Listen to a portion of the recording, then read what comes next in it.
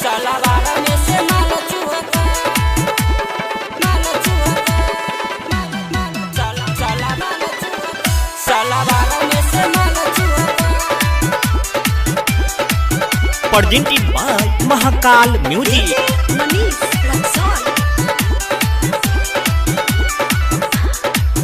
जबराती में यार छुअता, सलावारा में से माल चुहता,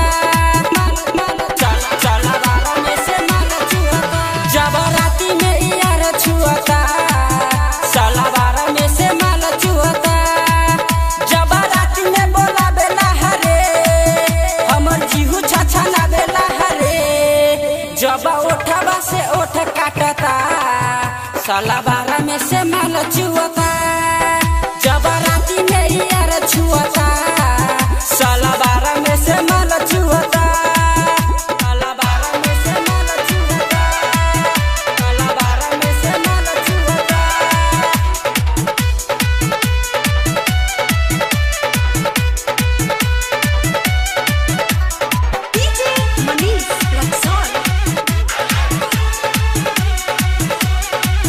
लेला हमारा के खिसा देला दुनू हमर मिस, हम समाना मा के कोई से बचाई।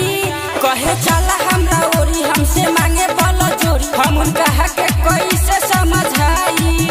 लेला हमारा के खिसा देला दुनू हमर मिस, हम समाना मा के कोई से बचाई। कहे चला हमरा ओरी, हमसे मांगे बल जोरी, हम उनका के कोई से समझाई।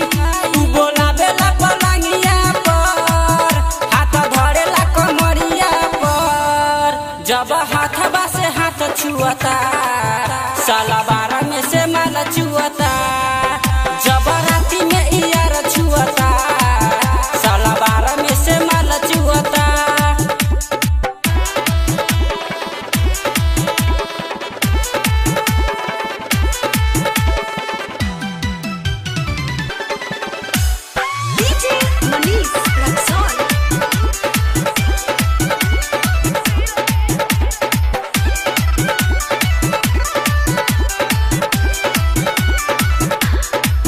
नहीं छोड़ेला नगेंदर धहिले हेता पे हाथ, आजा लागता कि रात भर मुआई।